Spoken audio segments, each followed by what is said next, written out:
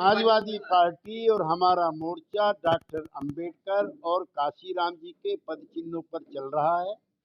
हम भी अंबेडकराइट हैं, हम भी काशीराम आइट हैं और उन वर्गों के हितों के लिए आर्थिक, सामाजिक और शैक्षणिक जो उनके हित हैं, उसके लिए हमारी प्रतिबद्धता किसी भी राजनेता और दल से कम नहीं।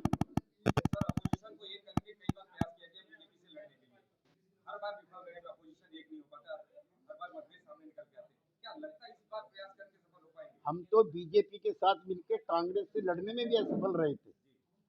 67 में हम और जनसंघ साथ आए, खत्म हो गए, टूट गए। 77 में जनता पार्टी में जनसंघ और सोशलिस्ट साथ थे, नहीं हो पाए। वीपी सिंह की सरकार में बीजेपी बाहर से समर्थन दे रही थी, वो टूट गई। तो प्रयोग है राजनीति। इस मामले में जो मैंने बताया, क्या शिवपाल जी 48 घंटे में खराब हो गए? मैं आपसे पद यात्राएं समय समय पर जिन महानुभावों ने की हैं, उनके अच्छे नतीजे निकले। सबसे पहली आपकी जानकारी के लिए जो पदयात्रा है दुनिया में, वो प्रॉफिट की है, जो मक्का से मदीना चले 400 किलोमीटर। जब यहाँ बुद्धिज्म कायम हो गया था, तो हिंदू धर्म के रिवाइवलिज्म के लिए आदि शंकराचार्य चले थे कन्याकुमारी से, तब हिंदुत्व का पुनरुत्थान हुआ।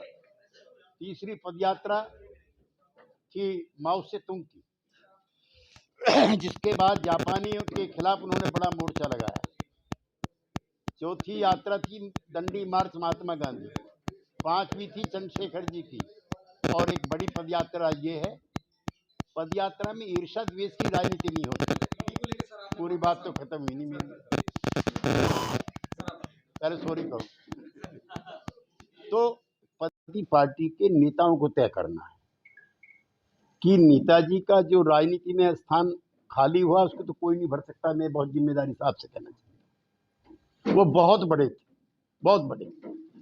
अगर समाजवादी पार्टी तय करती है कि नेताजी की राजनीतिक विरासत, पैसे धेले नहीं, राजनीतिक विरासत अखिलेश यादव जी को मिलनी चाहिए, हमें वो स्वीकार है, हम उसका आदर करते हैं।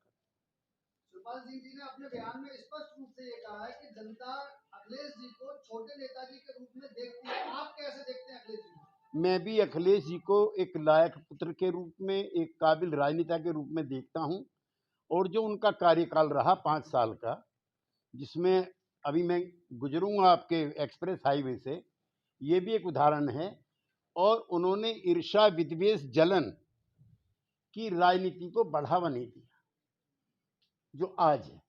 उन्होंने भाजपा के किसी नेता के हाथ में हथकड़ी नहीं लगवाई। उन्होंने नेता प्रतिपक्ष जो थे उनके यहाँ रेड नहीं डलवाई।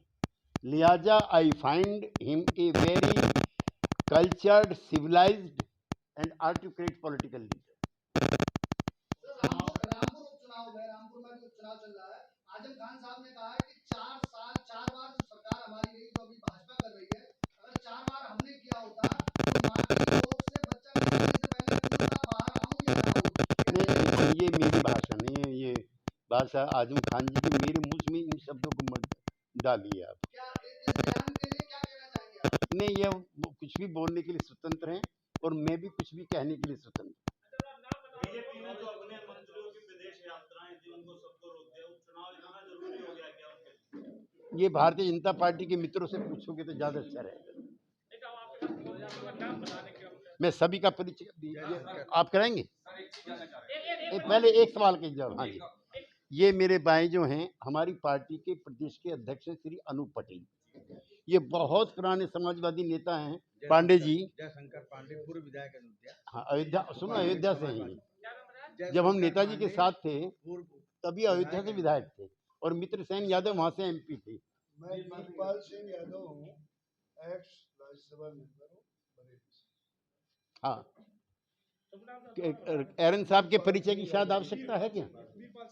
मैं प्रवीण सिंह एरन, हाँ, पूर्व मंत्री और पूर्व सांसद, पूर्व विधायक। ये जावेद आबदी जी हैं, जो ऑल इंडिया सेक्रेटरी हैं समाजवादी पार्टी। धन्यवाद। करने तो नहीं आ रहा है, इसका मतलब ये नहीं। मैं भी मैं अपने सवाल का आपको जवाब दे दूं पूरा। सर चुनावों में जो आजकल देखने को मिल रहा है कि जुबानी जंग शुरू हो गई है, चाहे वो किसी भी दल का नेता हो, एक दूसरे के लिए कुछ भी कहने से खतरा नहीं रहा, कैसे लेते हैं इसको? जैसे जैसे उदाहरण दीजिए। जैसे कि बाबा जी ने कहा, जैसे बाबा जी ने शिवपाल सिंह जी को बताया पेंडुलम, तो शिवपाल सिंह जी ने यहाँ के प्रत्याशी रघुराज सिंह साक्य को बताया गाड़ी का कुत्ता। हम किसी भी प्रकार की, किसी भी पार्टी के, किसी भी नेता की असंसदीय भाषा के समर्थक नहीं है। ये विचारों की भिन्नता की लड़ाई है, ये वैचारिक प्रतिबद्धताओं के विरुद्ध लड़ाई है। इसमें गाली गलौज कर अपमान का कोई स्थान नहीं। सर, आपका काफी पुराना राजनीतिक कार्यकाल रहा है, आप नेताजी के साथ लंबे समय हाँ से देखा, अब अखिलेश को देख रहे हैं। शिवपाल ने आज बयान दिया है कि अब नेताजी की जगह अखिलेश को छोटे नेता करके संबोधन किया। ईडी के कोई निष्कर्ष नहीं, हमेशा विपक्षों पर ईडी छापा मार रही है, इसको लेकर लगता है विरोधी दल का अपना सवाल उठाते हैं, इसको लेकर। देखिए, जांच एजेंसियों को जांच करने का अधिकार है, उनकी निष्क्रियता भी भ्रष्टाचार को बढ़ावा देगी, मैं ऐसा मानता हूँ। मेरे नेता चरण सिंह और कर्पूरी ठाकुर रहे हैं, जिनके पास 8 आने भी नहीं निकले मरने के बाद, ठीक है ना। तो हम उन चीज़ों को अप्रूव नहीं करते हैं, लेकिन जांच एजेंसियों का इस्तेमाल अपने राजनीतिक विरोधियों के लिए अस्त्र के रूप में नहीं होना चाहिए। शिवपाल जी अगर आज पाला पलटते सारे केस वापिस होंगे, हाँ या ना? आप याद करो, अजीत पवार जी मुख्यमंत्री बने 48 घंटे के लिए, जितने भी केसेस थे उनके खिलाफ सारे 24 घंटे में विड्रॉ हो गए और अब दोबारा फिर शुरू हो गए। तो इसका पॉलिटिकल वेपन के रूप में इस्तेमाल नहीं करना चाहिए। Thank you. रोका कैसे जा सकता है? उनको हटा कर